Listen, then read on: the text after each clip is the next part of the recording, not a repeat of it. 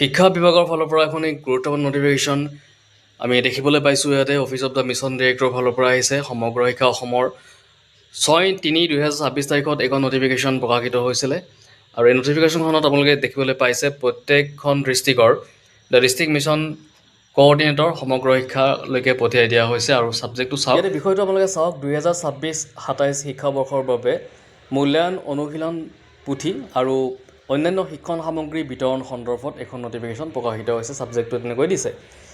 ইয়াতে লিখিছে উপৰোক্ত বিষয়ৰ প্ৰসংগত জনোৱা হয় যে 2026-2027 শিক্ষাবৰ্ষৰ বাবে মূল্যায়ন আৰু অনুশীলন পুথি ইভালুৱেশ্যন এণ্ড প্ৰেক্টিছ বুক আৰু অন্যান্য শিক্ষণ সামগ্ৰী আপোনালোকৰ ব্লকসমূহলৈ প্ৰেৰণ কৰা হৈছে। আপোনালোকক অনুৰোধ জনোৱা হৈছে যে চৰকাৰী প্ৰভিন্সিয়েলাইজ TG পৰিচালিত স্থানীয় সংস্থা আৰু স্বীকৃত বিদ্যালয় তথা PM-শ্ৰী বিদ্যালয়সমূহৰ প্ৰাথমিক স্তৰৰ শিক্ষাৰ্থীসকলৰ মাজত EBP বিতৰণৰ বাবে প্ৰয়োজনীয় ব্যৱস্থা গ্ৰহণ কৰক, যাতে তেওঁলোকৰ লিখন দক্ষতা উন্নত হয়, মূল্যায়ন আৰু বিদ্যালয় ঘৰৰ কামৰ অনুশীলনত ব্যৱহাৰ কৰিব পাৰে আৰু অন্যান্য শিক্ষণ সামগ্ৰীৰ তলত দিয়া নিৰ্দেশনা মতে ব্যৱহাৰ কৰা হয়।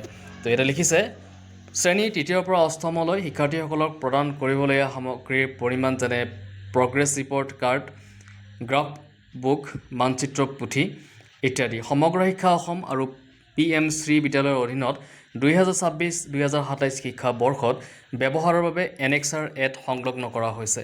তো চাওক ইয়াতে কি দিছে, ব্লকৰ পৰা বিদ্যালয়লৈ EBP প্ৰেৰণৰ প্ৰক্ৰিয়াবিলাক কেনেকুৱা। ইয়াতে প্ৰক্ৰিয়া ভালেকেইটা দি দিছে। আমি ইয়াতে দেখিবলৈ পাইছোঁ। আমি 1 নম্বৰটো ইয়াতে চাইছোঁ, জিলা ব্লকে নিশ্চিত কৰিব যে বিদ্যালয়ভিত্তিক অনুমোদিত পৰিমাণ অনুসাৰে সময়মতে EBP আৰু অন্যান্য সামগ্ৰী প্ৰেৰণ কৰা হয়। তাৰপিছতো দিছে প্ৰথমতে চৰকাৰী তাৰপিছত প্ৰভিন্সিয়েলাইজ বিদ্যালয়সমূহলৈ EBP প্ৰদান কৰা হ'ব। তাৰপিছত আন যোগ্য বিদ্যালয়সমূহলৈ প্ৰকৃত নামভৰ্তি অনুসৰি প্ৰদান কৰা হ'ব। BWO BMCয়ে বিদ্যালয়ভিত্তিক বিতৰণ পৰিকল্পনা প্ৰস্তুত কৰি আগতীয়াকৈ সকলো সংশ্লিষ্ট ব্যক্তিক অৱগত কৰিব। তাৰপিছত তেওঁ কৈছে ইয়াতে তেওঁলোকে EBP আৰু অন্যান্য সামগ্ৰীৰ পৰিমাণ পৰীক্ষা কৰিব আৰু সঠিকভাৱে সংৰক্ষণ নিশ্চিত কৰিব। বিদ্যালয়সমূহলৈ প্ৰেৰণ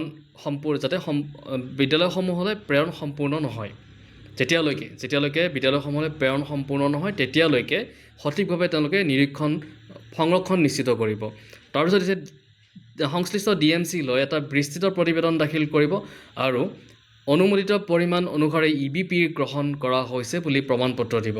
ব্লক স্তৰৰ তলৰ ফৰ্মেট অনুসাৰে প্ৰেৰণ আৰু গ্ৰহণৰ অৱস্থা সংৰক্ষণ কৰা হ'ব।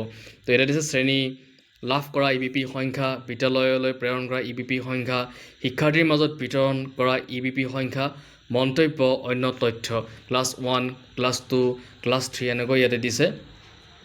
ইয়াতে কৈছে জিলা মিছন সমন্বয়কসকলৰ ভূমিকা ইয়াতে কি আছে। ইয়াতে ভূমিকাবিলাক দি দিছে। সংশ্লিষ্ট ব্লকৰ বাবে ব্লক IC জনক নডেল ব্যক্তি হিচাপে নিযুক্তি কৰিব আৰু সকলো ব্লকে বিতৰণ পৰিকল্পনা ঘোষণা কৰি আগতীয়াকৈ CRCC, BRCC, IC আৰু তাৰ পিছত বিদ্যালয়ৰ মুখ্য শিক্ষকক অৱগত কৰে বুলি নিশ্চিত কৰিব। সম্পূৰ্ণ গ্ৰহণ আৰু বিতৰণ প্ৰক্ৰিয়া তদাৰক কৰিব আৰু শিক্ষাৰ্থীসকলৰ মাজত সময়মতে বিতৰণ নিশ্চিত কৰিব। ব্লকত EBP আৰু অন্যান্য শিক্ষণ সামগ্ৰী সঠিকভাৱে সংৰক্ষণ কৰা হৈছে বুলি নিশ্চিত কৰিব। সম্পূৰ্ণ প্ৰক্ৰিয়া শেষ হোৱাৰ পিছত 15 মাৰ্চ 2026ৰ ভিতৰত ৰাজ্য মিছন কাৰ্যালয়লৈ অনুমোদিত শিক্ষাৰ্থীৰ সংখ্যাৰ ভিত্তিত বিস্তৃত প্ৰতিবেদন দাখিল কৰিব। নডেল বিষয়াজনৰ ভূমিকা কি থাকিব ইয়াতে লিখিছে। প্ৰতিটো ব্লক IC জনক জিলা স্তৰৰ নডেল বিষয়া হিচাপে দায়িত্ব প্ৰদান কৰা হ'ব, যিয়ে সামগ্ৰী গ্ৰহণ আৰু শিক্ষাৰ্থীৰ বিতৰণৰ সকলো কাৰ্য আৰু সুসংহতভাৱে সম্পন্ন কৰিব। ব্লকৰ পৰা শিক্ষাৰ্থীলৈ EBP আৰু অন্যান্য শিক্ষণ সামগ্ৰী সময়মতে বিতৰণৰ বাবে দায়িত্বশীল হ'ব। সকলো জিলাৰ সমগ্ৰ শিক্ষা অসমৰ জিলা মিছন সমন্বয়কৰ পৰা অনুৰোধ কৰা হৈছে যে উপৰোক্ত সকলো কাৰ্য সময়মতে আৰু অগ্ৰাধিকাৰ ভিত্তিত সম্পন্ন কৰে। তদুপৰি EBP বিতৰণ প্ৰক্ৰিয়াৰ অন্ততঃ 30খন স্থিৰ ফটো আৰু ভিডিঅ' ক্লিপ সংগ্ৰহ কৰিবলৈ অনুৰোধ জনোৱা হৈছে।